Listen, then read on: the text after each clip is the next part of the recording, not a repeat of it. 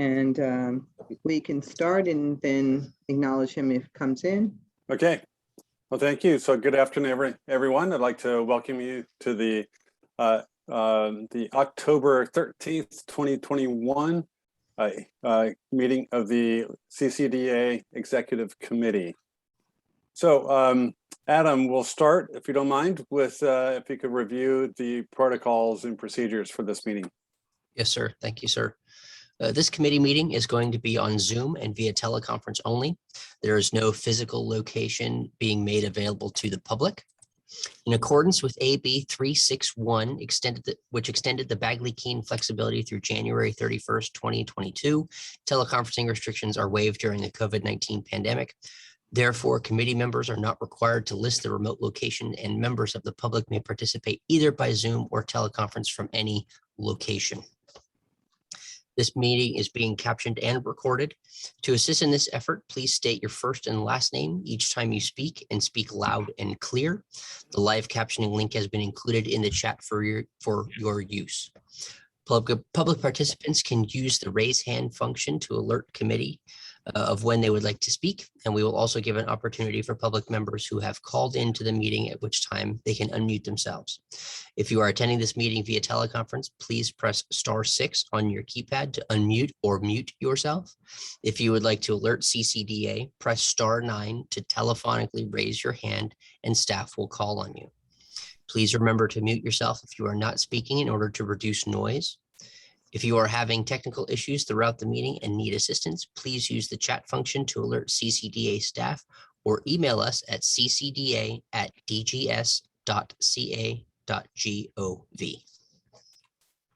Thank you, Adam. With that, I'll move on to agenda item number 1. This is Commissioner Chris Downey. Did you send him the information? So that's roll call. And again, I'll hand it back to Adam to take roll for us. Very good. Thank you, sir. Commissioner Christopher Downey. Present. Commissioner Doug Wheely. Present. Past immediate Commissioner Guy Lemus, excuse me. Present. Commissioner Michael Paravagna. Present. Commissioner Brian Holloway. Commissioner Sue L. Hessen. Present. Thank you very much. With Commissioner Holloway knowing that he should be logging on momentarily, we still have reached quorum and roll is concluded. Okay, thank you. Are there other significant members of the public or government that are present with us today? Yes, sir. I'd like to introduce Ms. Karina Roy from our Legislative Affairs Division. She is joining us today. Okay, thank you. All right. And this is Director Jamont. If there's any other members of the public, if you please, for the sake of our minutes, you can identify yourself and acknowledge. We would gladly recognize you at this time as well. Matt Bender, DGS legislation. I'm also here. Thank you, Matt. John Romatis, I'm with the San Francisco's Mayor's Office of Disability. Thank you, John.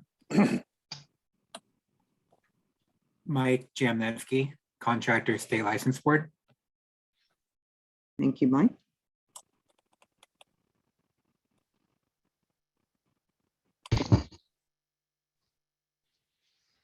Are there any others? Seeing none, ma'am. Okay. Thank Okay, you. good. Then I'll move on to agenda item number 2. The approval of the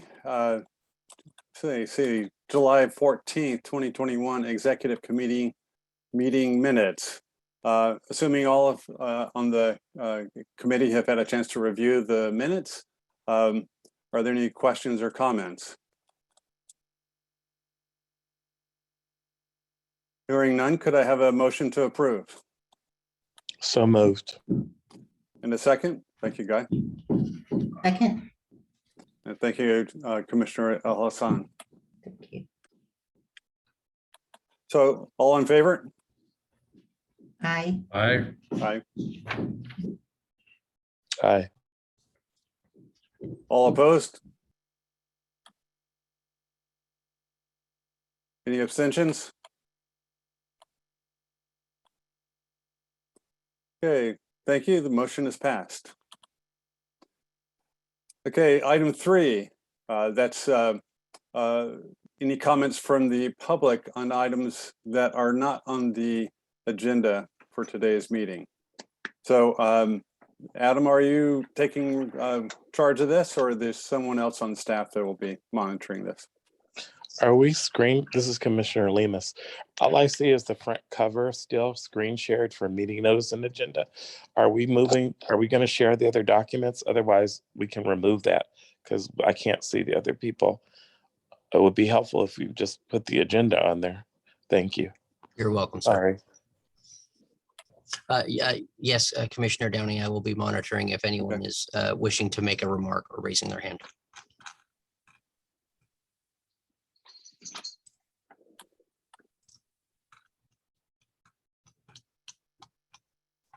And seeing none at this Okay. time, sir. Then we'll go on to item number 4, legislative bill tracking. Actually, before we get started on that, I just want a clarification on the material that was sent in the distribution package. Was this report pulled on September? Was it listed as 2nd, or is it October 2nd? It was listed as September 2nd, sir. Yeah. Reason being is that I contacted our one of our bill tracking groups, and they had indicated that since session had concluded, Okay, that there were no new bills to track. good enough. Just double checking that. And Yes, sir. otherwise, is Ms. Karina Roy available to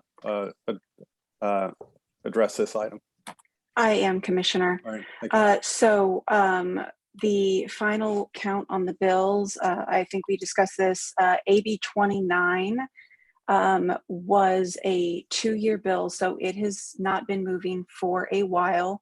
That bill would have expanded notice requirements under Bagley-Keene and would have required posting all writings or materials provided by commission staff to commission members in relation to a meeting agenda item to be posted on their website as soon as they're disseminated, or no less than 72 hours prior to the meeting, whichever is earlier.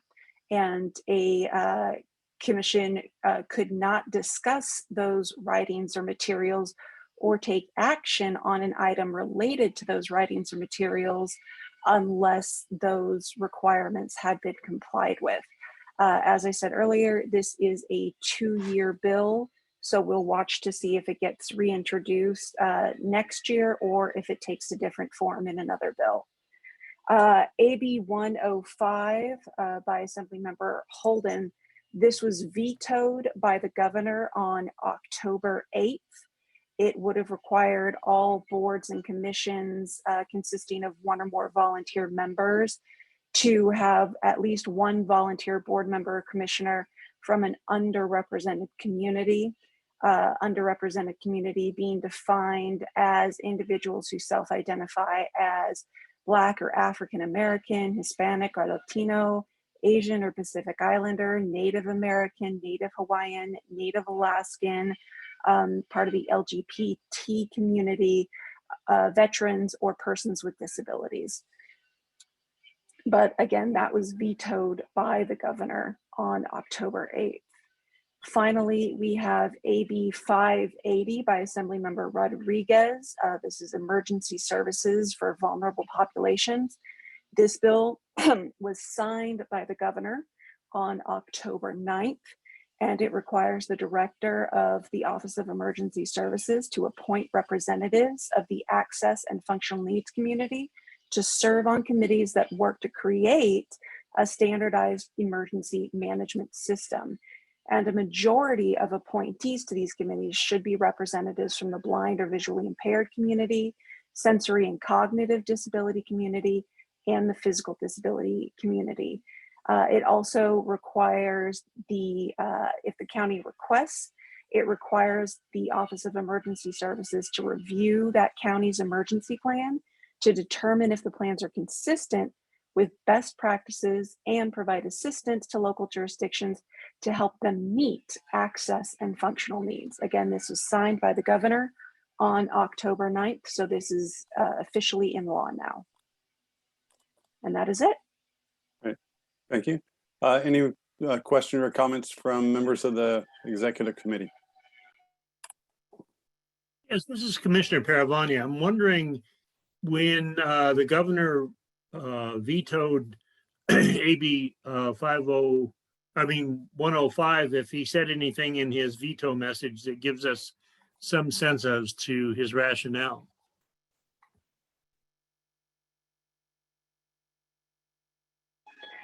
Yes, I don't have the veto message in front of me, but he did give a rationale in the veto message.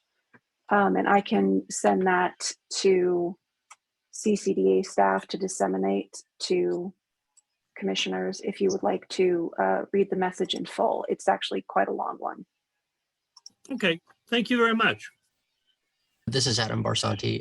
I do have a copy of that message as well, and I can make sure I send it to the committee. Excellent, thank you. This is Commissioner Elhassan. I'd like just to make a comment or actually ask a question in regards to AB 580 by Rodriguez. So how is this going to be then, I don't want to say advertised, but put out for people with disabilities to know and then to be part of that process? That's not part of the bill itself, so I don't know how OES is going to manage that. That would be something to discuss with the Office of Emergency Services to see what their plan is for implementing this bill, implementing this law.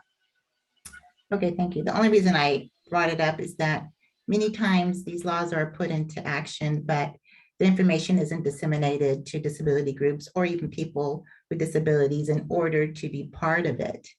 And that was one of my concerns. Thank you.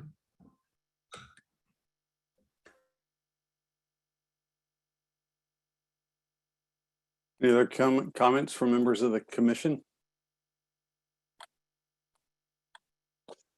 Okay, then we'll open it to the members of the public. Any comments from members of the public?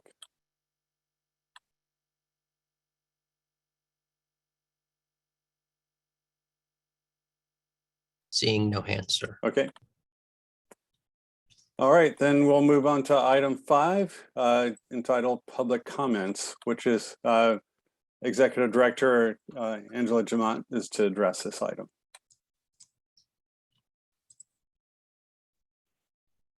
Yes, so we wanted to first bring this particular government code to the executive office committee for reflection, and then also to respond to a recommendation of how we can operate within the confines of this particular government code.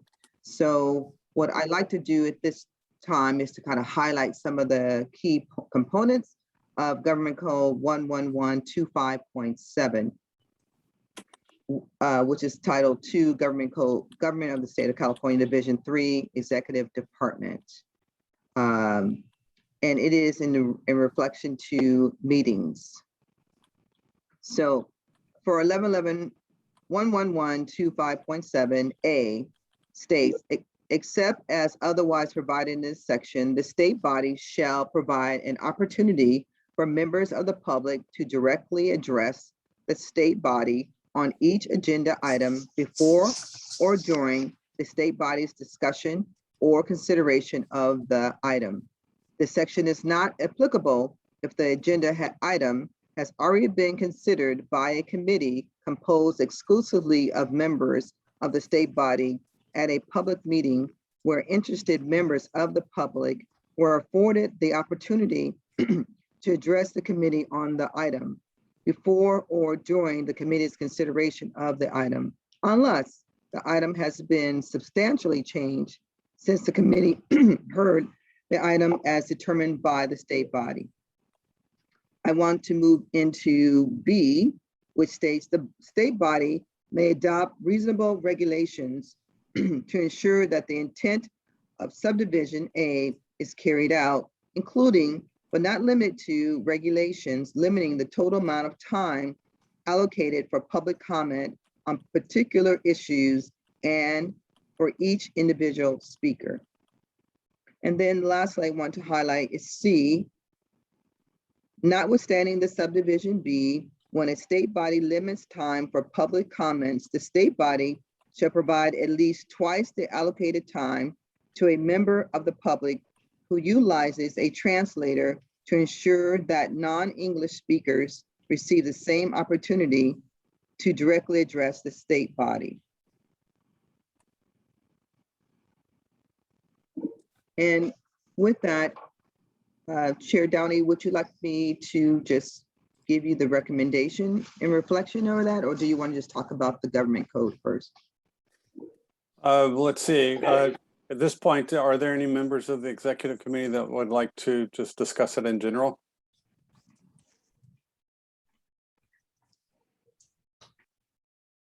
This is Commissioner Alhassan. So is this something new or is this something that was existing? Has it been amended? So, Commissioner Alhassan, this is not a new code.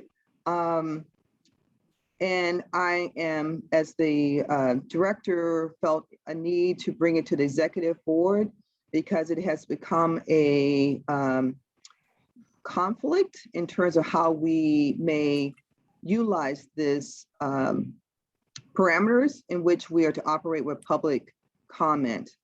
And I will share with you that I reached out to a number of boards and commissions, and the research has been that they have somewhat interpreted differently in how they operate, and yet they have come up with some standards of which they would operate within the confines of this particular government code.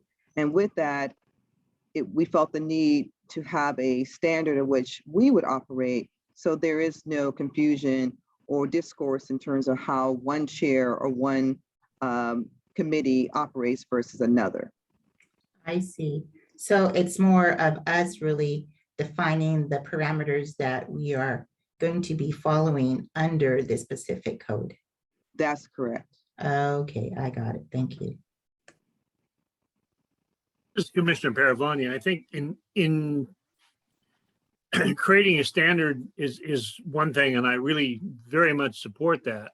But I also think that we should make sure that any new chairperson of a subcommittee is oriented to those standards so that we maintain our consistency. And that should be just part of our internal protocols when a new person becomes chair.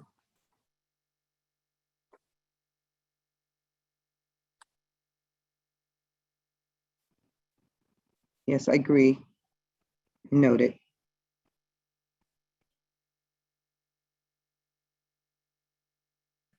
So are we to take action on this now in regards to whether or not we are going to be following or identifying key parameters that we're looking at? Actually, this is Commissioner Downey. The next step here is to have Executive Director Jamont is going to share with us the staff recommendation on this item.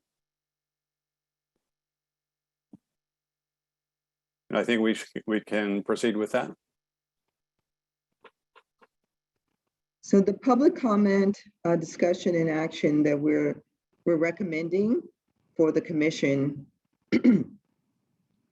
is A, the commission may not discuss or act on any matters raised during the public comment section, except to decide whether to place the matter on the agenda of a future meeting. B, time limitation for discussion and comments within an agenda will be determined by the board chair and/or subcommittee chairs. However, the general standard for all chairs to follow is 2 minutes per person during the non-agenda item up to 5 people, and 2 minutes per person up to 3 people per agenda topic. And then C, a person who needs a disability-related accommodation and/or modification because of language translation will be provided extended time to present during public comments. And that is our recommendation for your consideration today. This Chair is Downey? Commissioner Paravania, do we need a motion to adopt this?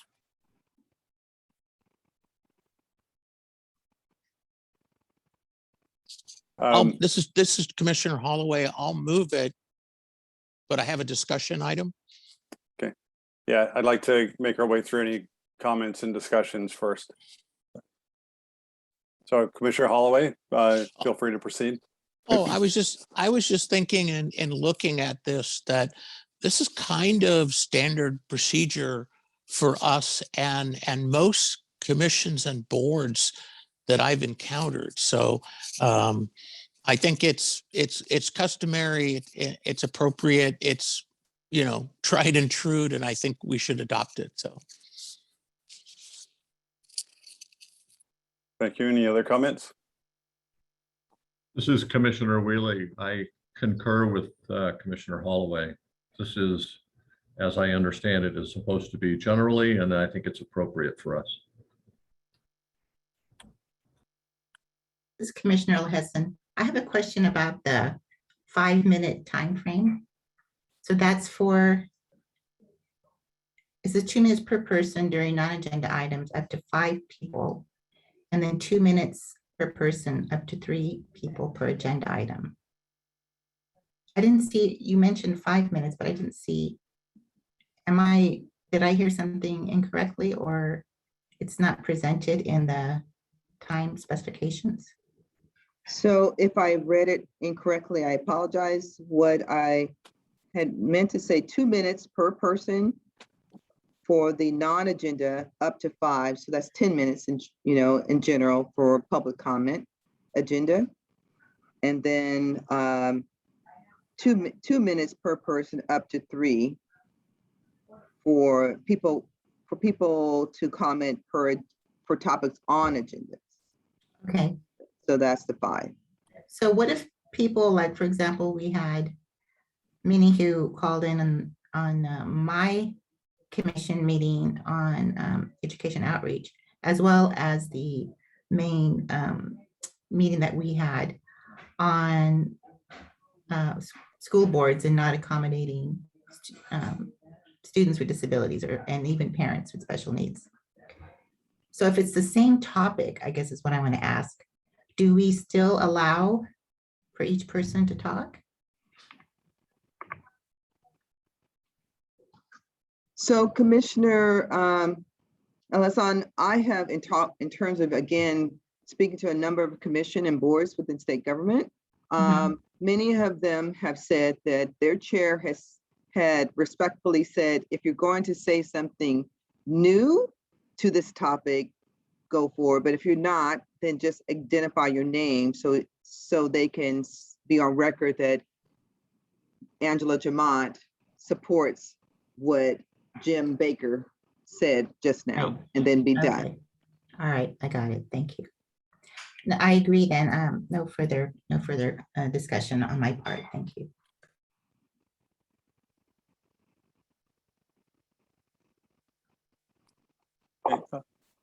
If there are no other comments from members of the commission, any comments from the public?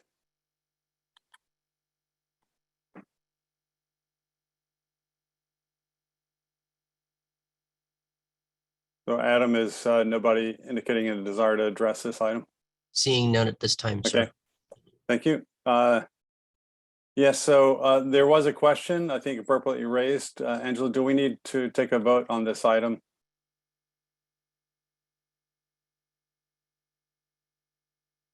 So we have been also in conversation with our legal support, and they have shared that we could just adopt it as a policy within our organization, and we can write it up as part of our policy decision. And you could vote on that, but overall, it could just be a policy. Okay.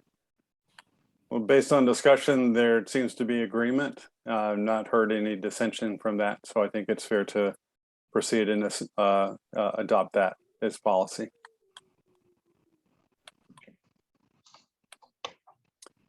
So that brings us to item 6, Actually, before I do that, it occurred to me that we launched this meeting without the Pledge of Allegiance. It wasn't on my, didn't find it on the agenda, but it occurred to me, is that something we are not required to do or shouldn't do at this point? Commissioner Chair Downey, we typically provide the Pledge of Allegiance at our full. Full commission hearing. Okay. And All right. not executive. Yeah. All right. Unless Sorry you about that. choose, but there's No. always, I will never say not to pledge the allegiance. I just had the flash. Oh my gosh, we didn't do the pledge. So anyway, that explains it. Sorry about that. No worries. So back to item 6. Here we're going to turn it back to Executive Director Jamaat for the presentation on roles of the board. The board and subcommittee chairs. Yes, thank you.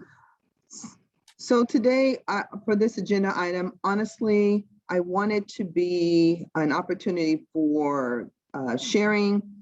And I have a few items of which I'll be highlighting, but I do recognize and acknowledge that this can be easily an opportunity for any interjections during the sharing. So if you feel led to make comments, I encourage it as we share these few little thoughts about roles and responsibility of the commission's board chairs. And I will say to you that this is someone in line with, as we just did a few minutes ago, talking about policies and processes. We want to encourage and continue to equip our board chairs to be, and members of the commission, to be as excellent as possible. And so we will, especially you'll see in our full commission meeting, we'll be providing some more helpful tools and information for the entire commission. But today's opportunity will focus in on just our chairs. And so with that said, I'd like to open up with 2 quotes. And the first is, leaders aren't born, they are made. And they are made just like anything else through hard work. And that's the price we have to pay to achieve that goal or any goal. And this is a quote from Vince Lombardi. And then the last quote I have to open up with is, the ultimate measure of a man is not where he stands in moment of comfort, but where he stands at times of challenge and controversy. And that quote is from Martin Luther King Jr. In the beginning, we wanted to look at the quality of commission chairs. And these are just key words that I think embodies what we consider the qualities that we're looking for in a commission chair. And that is fair, respectful, positive, focused, accountable, and committed to the commission's vision and mission. And the qualities will look like this for a commission's chair. Next slide. Communicates well, that is an active listener, gives clear direction, and resolves conflicts. They're prepared for each meeting with staff. They support the commission's members to stay on task, and they encourage collaboration, and they represent the group. I do want to pause with that concept of represents the group. This is understood that every board member was appointed to this position because of who they represent, what they've done in the communities, in the professional careers, or the advocacy groups. And so we understand that they bring to the commission a number of attributes that they represent. But what this means on this sentence here, represents the group, is they represent the particular committee of which they chair. So if you are the checklist chair, you represent that group. And that's what I mean by represents the group. Now, next slide would be, and And I will pause after this one for a minute to ask for any comments or questions of what we said so far. But the overall role and responsibility within the board is to show an understanding and passion for the mission, values, and work of the commission. And I would say, I'll pause for a second, is that this is, while we're saying this is the role of a commission, of a chair, is truly the overall role of every commissioner within CCDA, because we should always all uphold the legal and ethical standards of conduct. We all should speak with one voice in the community, and we all should support transparency, compliance, and accountability for the commission's operations. I will pause right there before we go on to the next slide. Is there any thoughts or comments for what we've heard thus far? This is Commissioner Paravani. I think one of the adjustments we need to make kind of cognitively is that when we're doing anything relative to the commission, be it chairing a committee or speaking to a group, we're not representing ourselves. We need to leave ourselves at the door and represent the commission or the subcommittee that we are working with. And sometimes that's an adjustment for folks.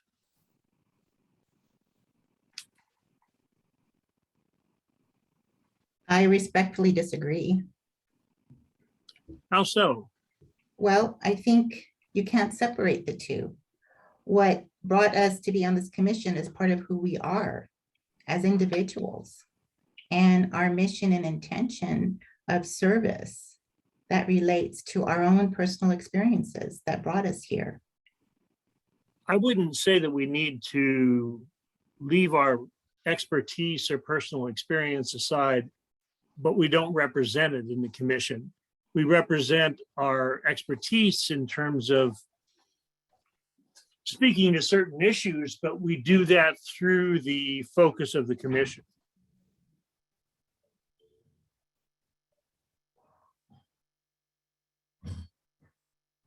Is that something you agree with? I see it as being inclusive, I guess is what I perceive our role.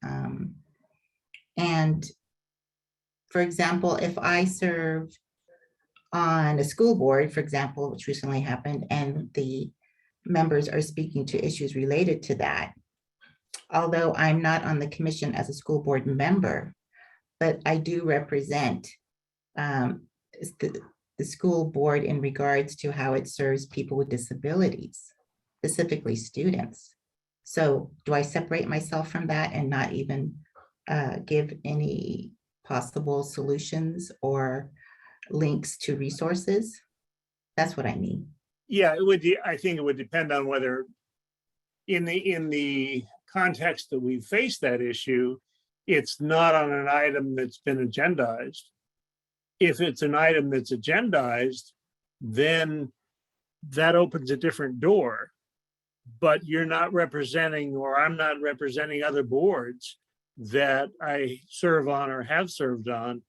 I'm looking at it through the focus of this commission. I see. Okay. Thank you for the clarification. Sure. I hope that makes sense. Sometimes I feel like I ramble. So.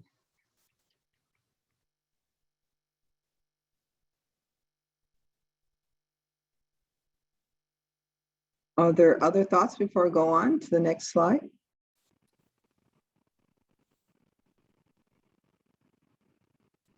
Okay, well then the next slide is a little bit more of the mechanics of leadership for our chair, our chairperson and chair committees. And these are just little tips that we want to offer. One is to get to know the members of your committee. And when I say get to know your members, for example, we have some committees that have large, diverse membership, such as like the checklist committee. And this committee particularly has selected people based on certain representation that they hold, as well as certain skill sets or regions that they may represent as well. We get to know them. So, for example, we may have someone that is there on behalf of a particular organization, like if they work for Department of Rehab, for example, but they also are a part of a committee within CASI, a nonprofit organization of certified access specialists. So that would be helpful to know those kind of those skill sets and backgrounds that they represent.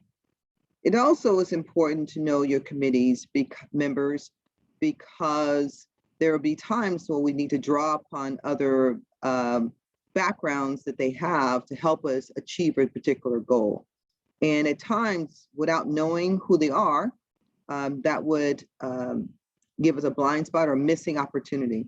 I think one of the things also with getting to know your members is more, it consistently has impacted us because of the fact that when we have members who leave, we just had one member left state government. And so then they left the department, they left state government, and now we have a void. So if it's as a chair, you know that now not only do we need to replace them, what else did they provide to the organization that we will lose if we don't consider that when we ask for another person to take that place?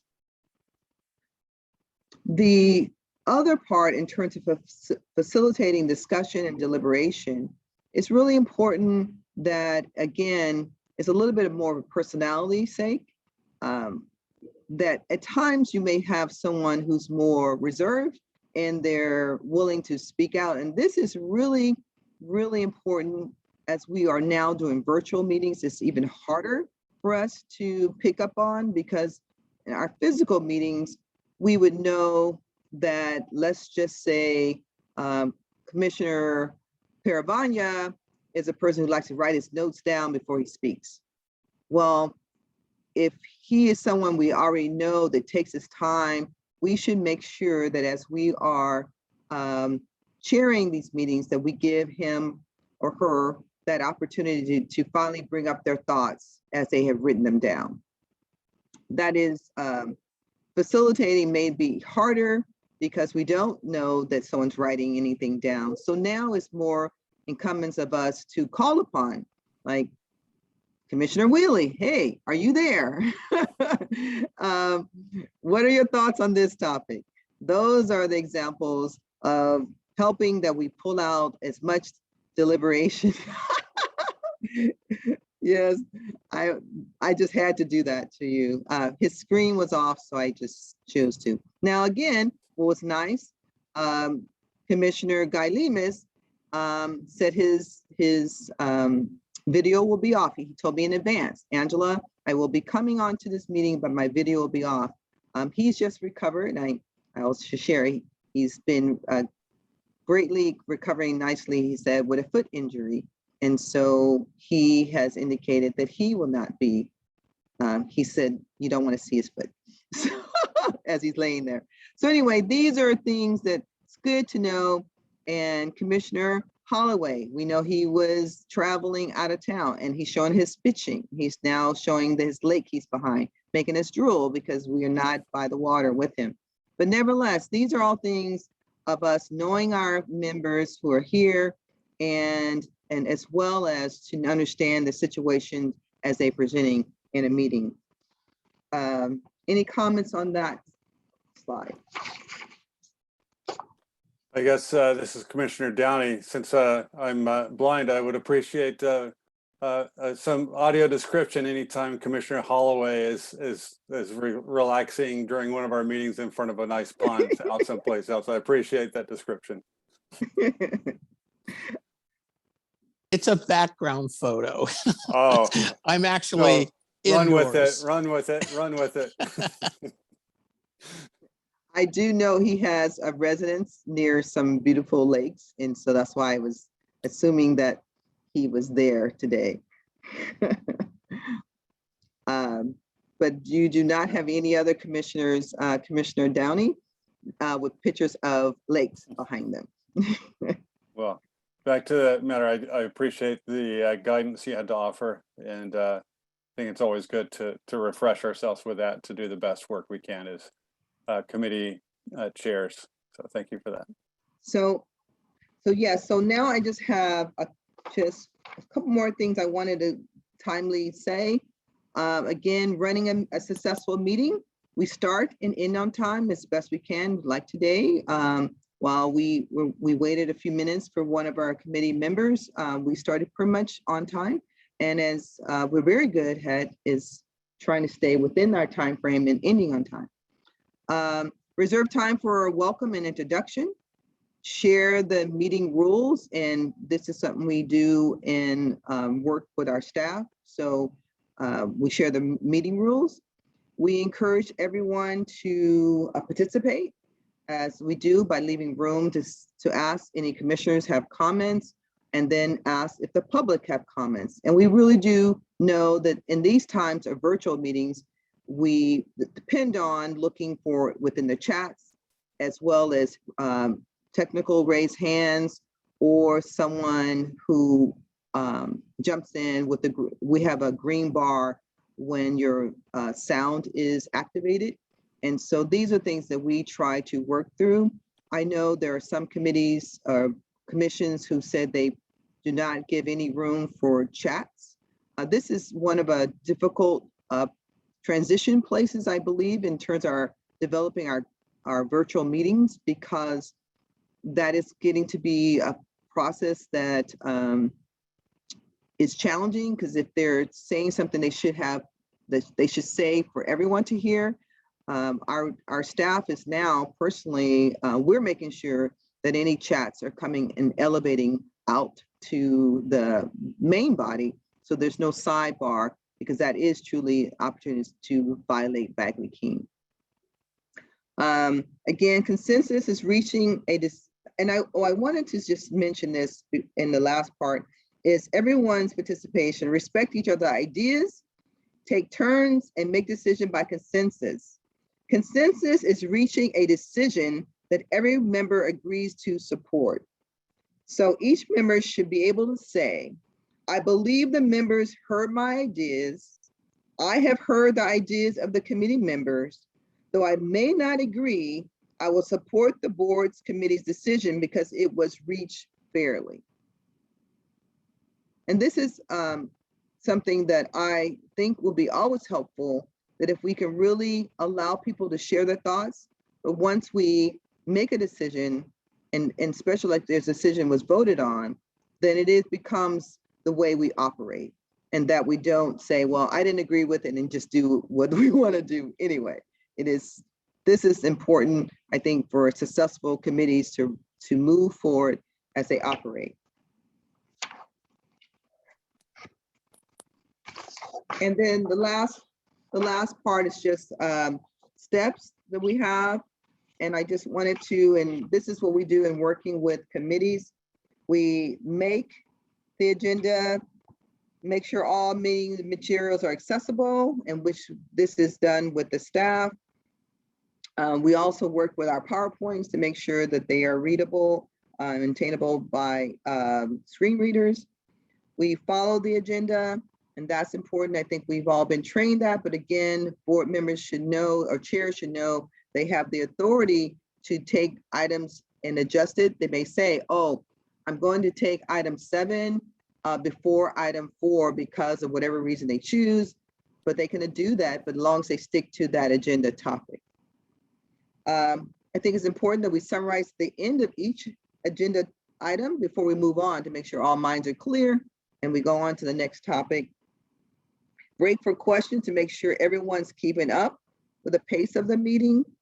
And then when I say break, I don't mean like, okay, let's take a 10-minute, but rather slow it down. If there's times where someone is not, if we feel, we give room for people to raise their hand, put something in the chat. comment, because again, we're starting this new world, more virtual, and we want to create space for people to feel comfortable to participate in our meetings. And then lastly, periodically evaluate meeting processes to determine new or emerging needs of the group. And this is something that's happening right now in this pandemic. We have found more and more meetings are virtual. While we've always had telephonic captured meetings, the virtual meeting has changed the game a little bit. And indeed, we're adjusting here as staff, but we also know that chairs have to adapt as they lead a meeting. And that's the last that I have in terms of presentations for this topic. Again, if there's any questions or comments, I welcome them.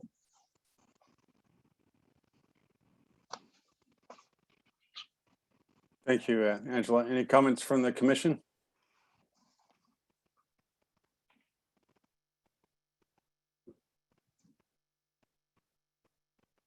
Hearing none. Adam, are there any members of the public that would like to address this item?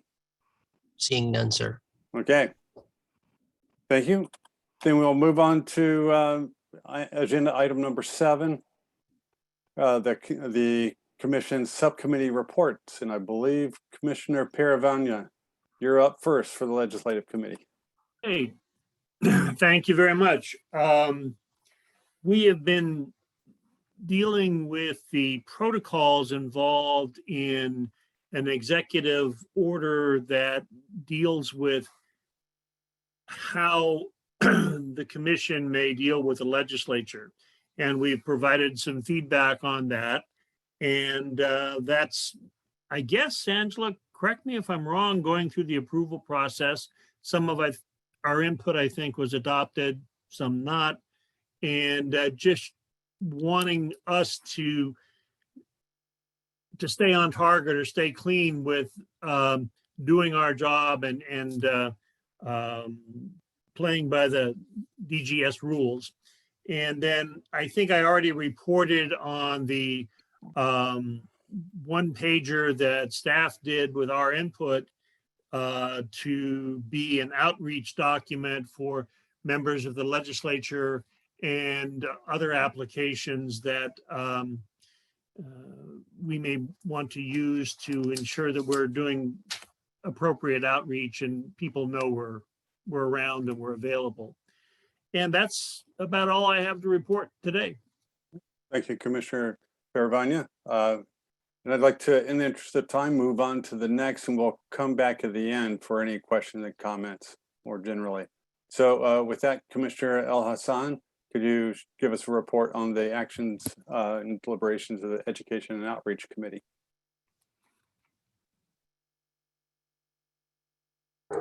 Sorry, I was trying to unmute myself. My screen changed all of a sudden. I can't seem to find. All right. You're unmuted.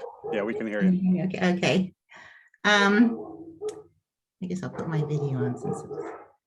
So we are currently moving forward with our PSAs that we have identified, and also our parking for. Actually, if I could interrupt you for a minute, I don't know if that's your dog, and if there's just a momentary disruption over there, we can come back to you if that would help to give the dog a chance to calm down, so you can better concentrate and we can better hear you. I don't know about these dogs. They're my neighbor's dogs, so I can't. Okay. I have no control over that. Yeah. I apologize. That's all right. That's life on Zoom. Yeah. There they go. They stopped. Okay. Okay. I'm sorry for the disruption. I lost my train of thought. Oh, okay. We were talking about the parking spaces and how we were moving forward in regards to the information that was presented. Also, I'm going to be doing a PSA tomorrow on Spectrum TV on Disability Awareness Month. And I'm going to be specifically looking at not only what we do in regards to disability access on the commission, but most specifically focusing on employment for people with disabilities. Angela, can you correct me if I seem to have forgotten something. I apologize. I've been kind of overwhelmed this past month. My father passed away. And it'll be a month exactly tomorrow. So I've been so involved with, I've never experienced this, but funeral arrangements and death certificate information. And it's just a lot because he was a government employee too. So anyway, I might not have all the information in my head, and I apologize because I didn't connect with Angela earlier about getting all of the detailed notes. But we are moving forward. We did have the same information and public attendees in regards to, like I mentioned, the board meeting and making them accessible. And that was a question that they kept emphasizing falls under our commission in regards to disability access. And yes, it is an accessibility issue. But I also believe that how each individual board across the state of California handles it is different. And I don't think we can enforce a specific type of access that would be necessary for every board in the state to follow, and specifically in regards to school boards, excuse me.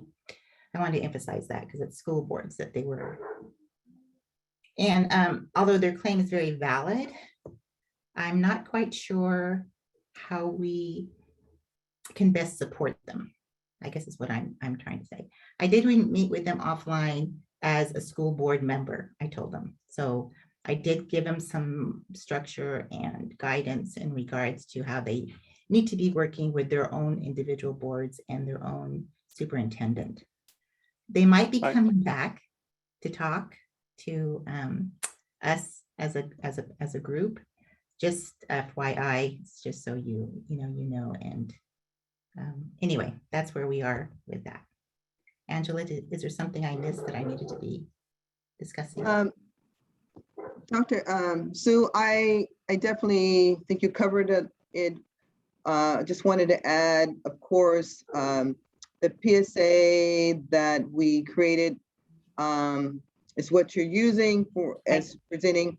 I want to make sure everyone knew that, as well as that the radio interview was already conducted by Commissioner Paravanya and Chair Downey the beginning of the month. And so their interview is on the website currently.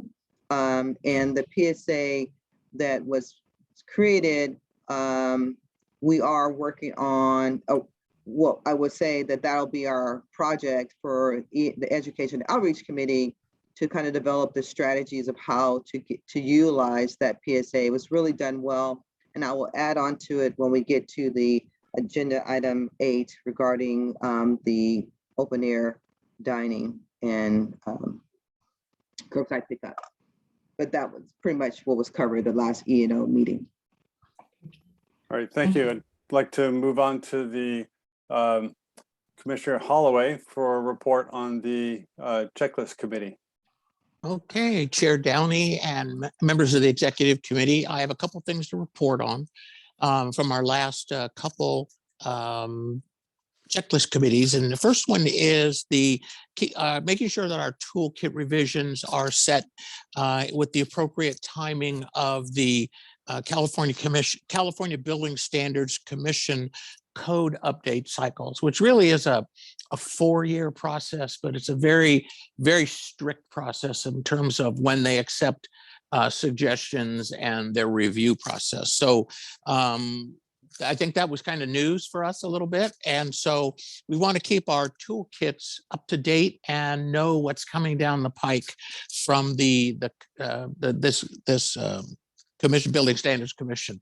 So what we did was we passed a motion. We had a motion and a second and a unanimous vote to make sure that we do that review process of our toolkits every 18 months so that we can get the information on a regular basis as the Building Standards Commission goes through their 4-year code update process. So the other item is in this year, CCDA sent out 20,000 questionnaires to 3 groups that are that we like to monitor, and that is the ADA coordinators, local government folks, business owners and operators, and and then thirdly, building construction specialists. And what we did was we pretty much asked them, and we sent out this questionnaire, and we basically said, how do you like to receive certain kinds of information? So, for example, one of the questions was, for general building site and building elevation information, how do you like to receive information?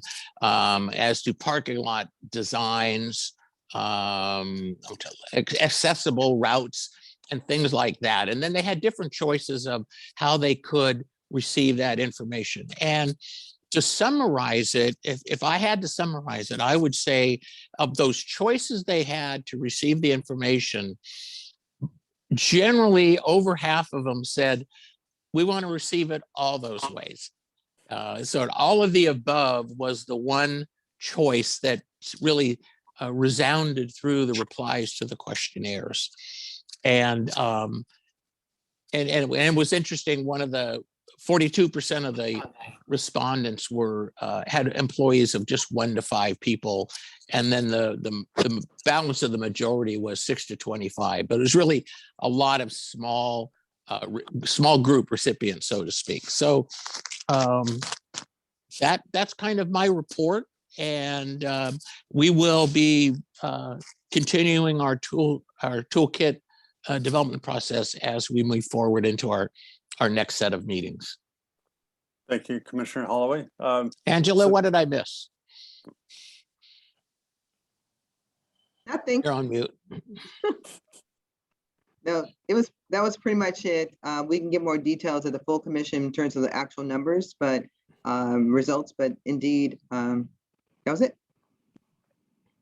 Thank you. Okay. All right. Thank you, Commissioner Holloway. So at this point, I'd like to open it up to members of the executive committee for anyone who might have comments on those reports. Comments or questions?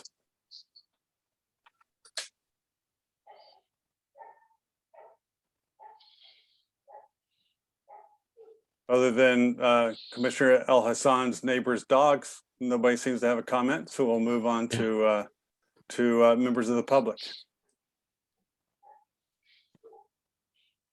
Adam, is any member of the public wishing to speak? Seeing none at this time, sir. Okay. So then we'll close that out and move on to agenda item 8, the accessible parking campaign. So we have two activities this month. As Angela had already mentioned, Commissioner Paravani and myself, we were on a talk radio show talking about the work of the commission and some of the tools, including the parking and exterior access tool that we're developing. We're priming the public for that. And then the second one coming up is tomorrow with a webinar. And I'll turn it over to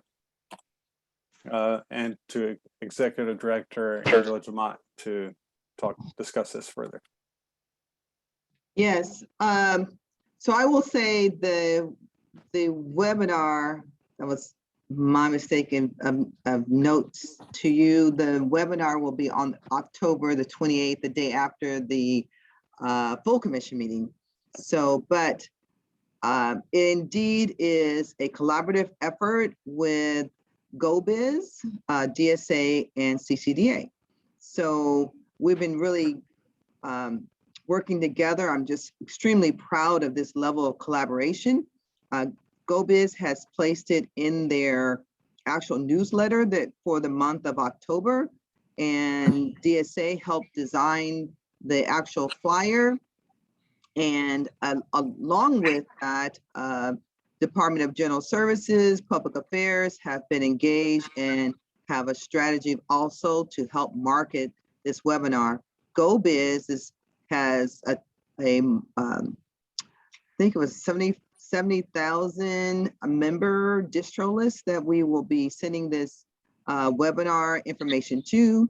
CCDA will internally send it to our guest lists, distro lists, as well as Department of General Services to all of our constituents there. So we have, we're expecting a good turnout. This is what we're calling an introductory webinar. That is, we're going to just for 1 hour from 3 to 4 on the 28th, that is the day after the full commission meeting, from 3 to 4, just have a update of saying that we know that businesses are trying to figure it out, do the best they can to respond to the pandemic in service, and that is something that we commend, but we want to make sure that all people can access their services. And so CCDA, at the beginning of the pandemic, we were able to craft, with the collaboration of our subject matter experts, an open air document. So we'll be introducing the document, and Ida, our state architect, Ida Claire, and our state architect and a commissioner for this commission will be on detailing and reviewing our open air document for those who are listening,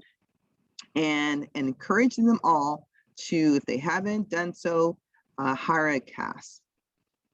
I'm sharing this as an introductory. Our plan is to present this in 2022 on a series of webinars through in collaboration with local government, and making sure they too can bring out some of their particulars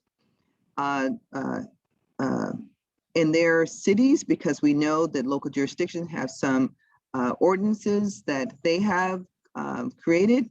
We want to bring those to forefront, and then also we want to hear from the public, to hear any comments.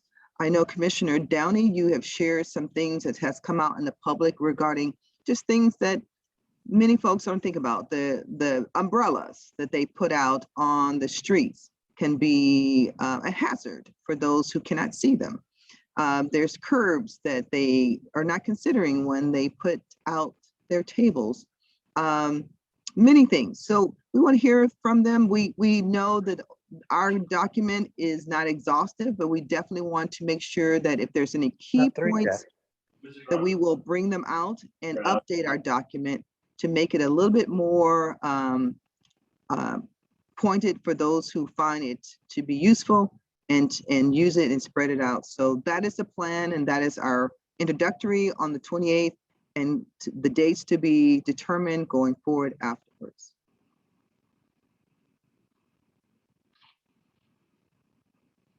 And that concludes my presentation.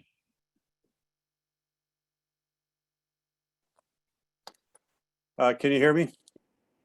Now? Is that yes? I'm sorry. Yes. Okay. Yes. Okay. So any comments from the commission on Executive Director Angela Jamat's presentation? Okay, hearing none. Any comments from members of the public? Not at this time, sir. Thank you. All right, this is Commissioner Hessen. Okay. I didn't have a chance. Okay, sorry, I was too quick. Commissioner Downing, sorry. Okay. So members of the commission are encouraged to attend the webinar. Can we, it's free, so anyone can attend. Oh, absolutely, absolutely. Is this something, I'm sorry, is this something that I can include on the TV interview to share with businesses? Oh my goodness, that's a brilliant idea. Okay. Yes. Okay, I just want to get the okay before I do so. Absolutely. Thank you. And are there any other comments? And just by chance, I'll check back again with you, Adam. Has anybody indicated interest to speak as a member of the public? No, sir. Okay. So that brings us to agenda item number 9, the Executive Director's Report. And once again, it's back to Angela Jamat. Yes, so I will just highlight a few things for today's meeting. We will probably spend a little bit more time um, with operations at the full commission meeting. However, the one key point for a beginning with administrative and operational is that in the beginning of the year, we always have a calendar prepared for the annual meetings. And so I want to bring to your attention that we have a calendar that we're proposing that we would like for the executive committee, especially because you're running all these meetings, to be in compliance to or finding if the dates work for you. So the dates are one area of importance, but the time is another. And then lastly, due to the fact that we are, as Adam mentioned this beginning of the meeting, that we are operating under the the flexible Bagley-King provisions up until January the 31st, 2022. And so that what that means to all of us that everything's covered as non-identified locations for commissioners when they meet up until then. So when we went to develop our calendar, we had to make some decisions about locations and discussions. So I want to for your attention to look at our calendar from those perspectives. So I'll start with the idea of the idea potentially that Bagley-King will revert back to where it was before the administrative order and this particular law that expanded it to January 31st, 2022. So with that said, our full commission meetings, we were looking at to have them as considered hybrid meetings in January,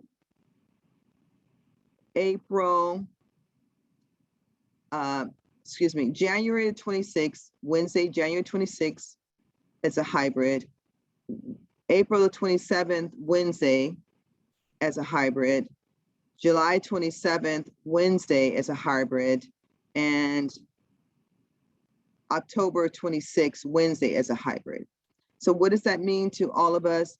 We're saying that locations, we will identify a location in Sacramento as the potential of where if you cannot identify yourself or plan to be in a public location that you feel comfortable with, then it has to be either in our location that we select. And so right now we have Sacramento for January, Sacramento for April. So we assume that there may be some, because of how this is going, it may not be comfortable for you to come into our facilities, but if you are not comfortable, it must be at a public location, a place that you will allow for a public member potentially to come to. So that's in regards to the full. I want to share both the full and executive at the same time because there are significant points to it. The executive meeting, we were suggesting, and I've already reached out to my partner in this building, the Cannabis Appeals Board. They have a extremely nice facility that has a dais and speakers and podiums and room for members to attend, but it's smaller room, so it doesn't really, it's not suggestible for a full commission because it's only a smaller dais, but it is something that we are suggesting that if indeed, again, we're back to public meetings, that we would host it there, that as a location, if we were to not, like if we stayed in a virtual meeting in January for the full, at least our executive could be considering idea of coming together as leaders of the board at the executive meeting.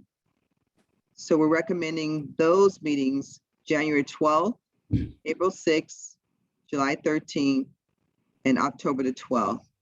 Now, these calendar dates, of course, we do hope for all of you to really look at them closely to see if there's any conflicts of particular meetings or annual events that you attend, so we can move them accordingly. The last part of the legislative committee, the checklist committee, and the educational committee, those have always been are considered teleconference since they're only an hour and a half typically. So we're suggesting they stay teleconference, and that if you are to, you're welcome to come into our meeting physically in terms of the chair, but we have been, again, emphasizing those are teleconference meetings. The thing that I want to bring to your attention about these meetings is that all the meeting times has been recommended to just be at one time a day, and that is the 1:30 to 3 o'clock. We had a conflict with our legislative consultant from DGS with our early morning. So specifically, even more so for the legislative committee, we had wanted to be at 1:30, and that's what we decided, let's recommend all of the meetings that way. So that's a time we consistently have, but that's just a recommendation. So I will conclude that's our proposed calendar that we would like at the full commission to adopt. But if there's anything that you can, after this meeting, to say, hey, Angela, can you reconsider this? This is the time for the executive to do so before we present it to the board for approval and adoption for January, for the 2022 calendar. Commissioner Hudson. So starting January, like if I can't come specifically to Sacramento, can I still phone in or Zoom in? Or is that option now going to be off the table? So that's where we're saying that the hybrid meetings, that's a Zooming in opportunity. Right, so the executive committee meetings, that's not listed. So you're saying that's not going to be Zooming, the 1:30 to 3 p.m.? We were recommending that they were to be physical meetings, but if you're saying that you would recommend it still to be a Zoom, then we would have to consider how we would do that. But we want to say that the physical locations are identified in Sacramento for the executives. These are suggestions. Yeah, that's just something that I personally would recommend for access for me, but I can't, of course, speak for the rest of the commission. But that would be something I would prefer for myself. Thank you.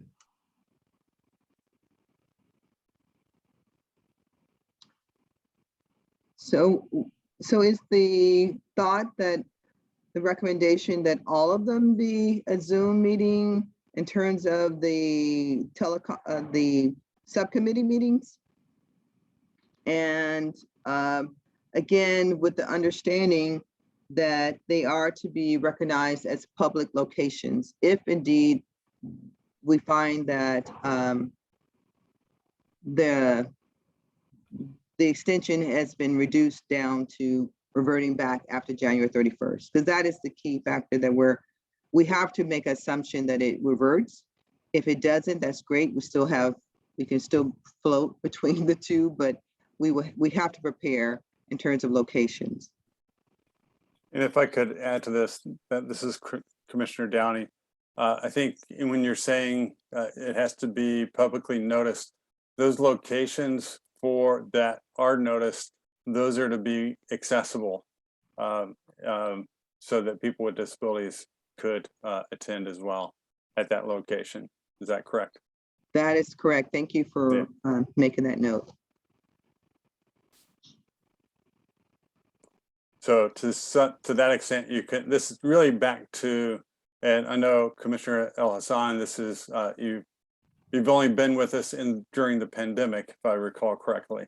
So to you, it's a new territory. But if you cannot participate from the sort of location in Sacramento or wherever it is, you can do it locally, but it has to be in a publicly a notice space that is accessible to the public. So my house no longer qualifies. So you mean it would be something like a Starbucks, which is accessible? Not necessarily the most conducive environment for a meeting. Or any public library? So long as your public library can accommodate that. Yeah, I see. And they're willing to notice it on the Yeah. building. Yeah, it has to be noticed on the, when the agenda goes out, it lists the various locations. Mhm. So like I used to do it either at the office where I used to be located or at the Lighthouse for the Blind and Visually Impaired in San Francisco. And so whenever we would use those, it would have to be publicly noticed. And then I had to make sure that those spaces were access into the space and those spaces were accessible. Right. So when you're saying hybrid, you're saying also that would be Zooming, Angela, right? That's what you're referencing as That's being cor- hybrid. That's correct. And so Okay. So the I'm sorry. January 26th meeting actually is kind of under the wire. We do not have to, we can keep it the same because the law expires January 31st. So the real emphasis begins in February. For our Okay. meeting. Mhm. Okay. So the first executive committee meeting, 1:30 to 3 p.m., since it's January 12th, would also be Zoom. That is correct. Okay. All right. So I'm kind of wondering, just for 2 hours, you would have commissioners fly up to Sacramento? So that is exactly why It's a I was, Huge I was- cost, I feel. there is a cost. It is only for the executive members. Right. Yes. Okay. And was that the typical protocols previously? So actually what's happening is that we were reversing it. We were flying everybody to the full commission meetings. And now we're saying we're not going to fly everybody up to a full commission, but we would fly up the executives. Yeah. If they were unable to participate at a public location in their city.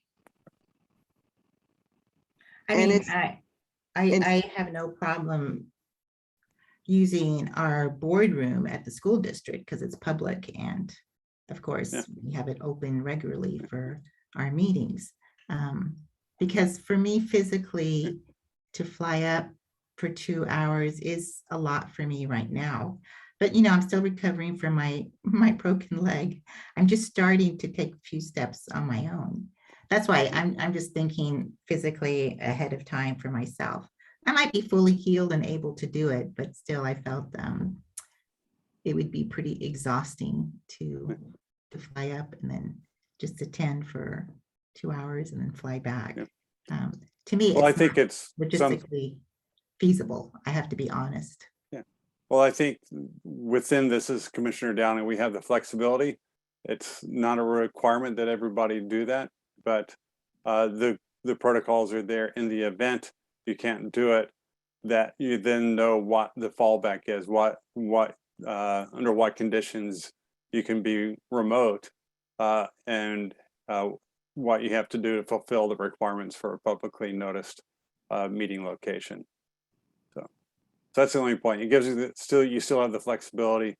It could be any number of circumstances, personal circumstances that may preclude you from being able to make the trip. But I think the goal here, if I can read between the lines, is less mobility for the entirety of the commission, but then still having the ability to, for the executive committee to have our core working group together if and whenever possible, noting the need for personal accommodations within that, whether it's their business schedule, their living situation, whatever the case might be. Exactly. This is a recommendation, and indeed, we were thinking that it's less people in terms of flying, if there was any flying, but the reality is that we were trying to have somewhere that the core leadership does come together possibly 3 times in a year or 4 times in a year. And that if we were to try to do more hybrid meetings, that we can see how the hybrid works for the entire board, that it would be less expensive to, and so it's another type of way of continue with coming up new strategies and ideas for creating good meetings and accessible meetings. We do not want to miss out on the increased attendance of our meetings. In our full commission, we definitely saw an increase, and we would like that to continue to rise. And so the full commission meetings being hybrid is an idea we don't want to lose. And so we're developing that. But the biggest thing for me that I'm looking at is equipment. I've been talking to a number of organizations that they're hosting meetings, and the sound is a challenge, and people are not enjoying the meetings because folks are not hearing people in the room and fully. And I know that we want it to be engaging.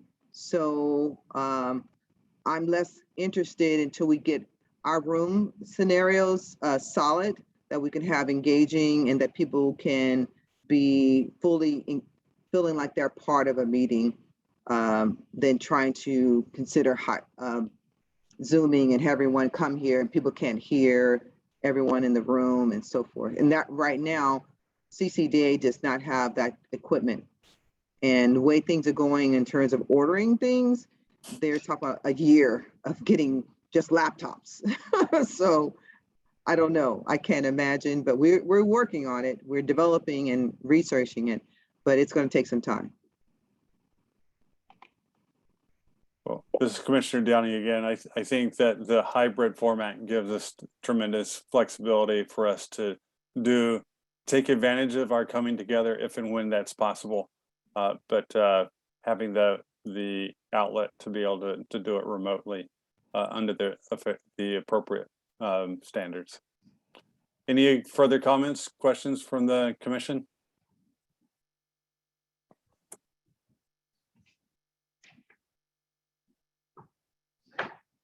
Hearing none. I'm sorry, was that Commissioner Al-Hassan again? Actually, that was Angela. Oh, sorry. Okay, sorry. So I'm seeing the time, and I also felt the little pinch of as trying to progress. So in terms of, so thank you for that feedback, everyone. We will note some of that on our calendars and consider as we present it. But again, I remind everyone, if you can just look at your calendars and send us emails back if you clearly know that date that we're offering is in conflict, let us know, and we will look at other options in the month potentially that we can work on, because we really want our chairs available for those dates. Just to share operationally, and I see it's 2:50. Ooh, that clock's even slow. So we just want to give an update about the positions. We have closed out on the notification of one of our positions. We have interview for the admin. We're in the process of making some decisions on that position. So we're really happy about trying to get back to full staff. I'm sorry, I'm reading a note. Okay. And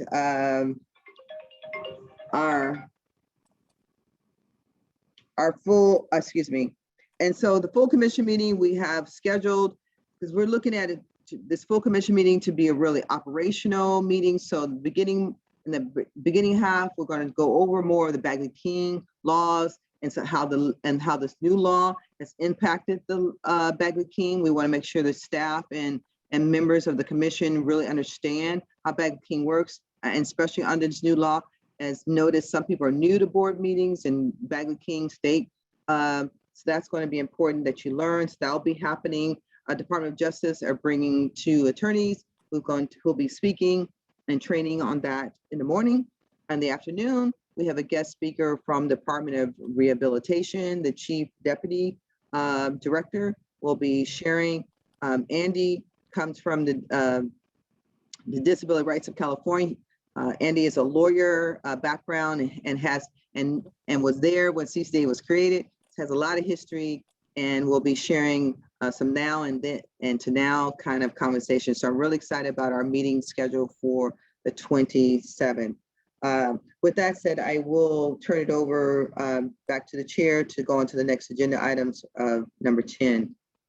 Okay, thank you. And agenda item number 10, and I think if 3 o'clock is our drop time, we're right up against it. Is that correct? Yes, Okay. it is. So item 10 was our report on the 2021 strategic goal, of which we're making good progress. I would like to ask staff if it would be appropriate to refrain from that report at this time to hold it for the full commission hearing, or is there something that we need to hear at this time? Nope, you have good news, so that's all that everyone Okay. should know. That's what I thought. I thought it was good news. So not that I don't want to acknowledge it and dwell on it, but let's move on.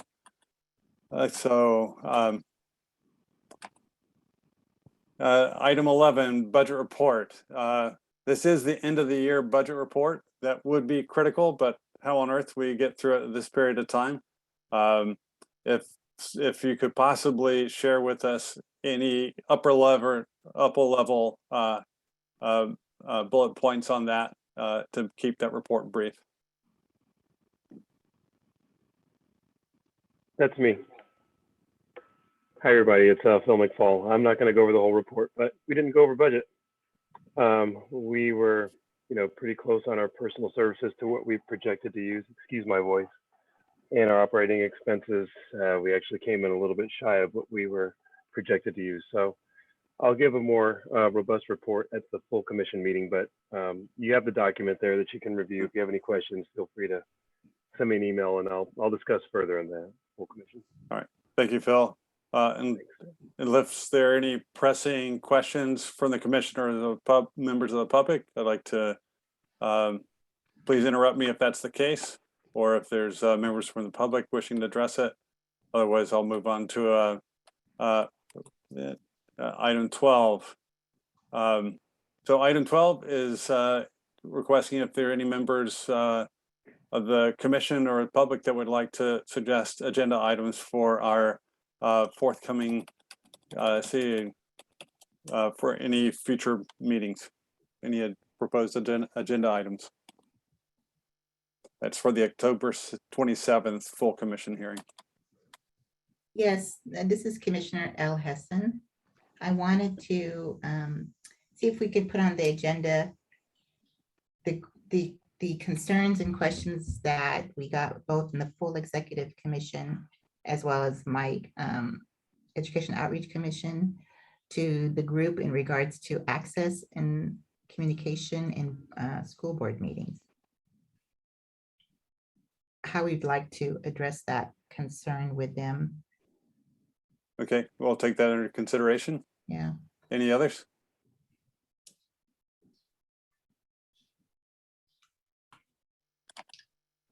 There's no Okay, hands, okay. right? All right. Seeing none. So being that there's no further comments, move on to adjournment, and I make a motion that we adjourn with apologies for running a little bit over. Do I hear a second? Second, Commissioner Wheelie. Okay, thank you, Commissioner Wheelie. All in favor? Aye. Aye. All opposed? Thank you, All right. everyone. Meeting's adjourned. Thank you, everybody. Thank you. Bye. Bye.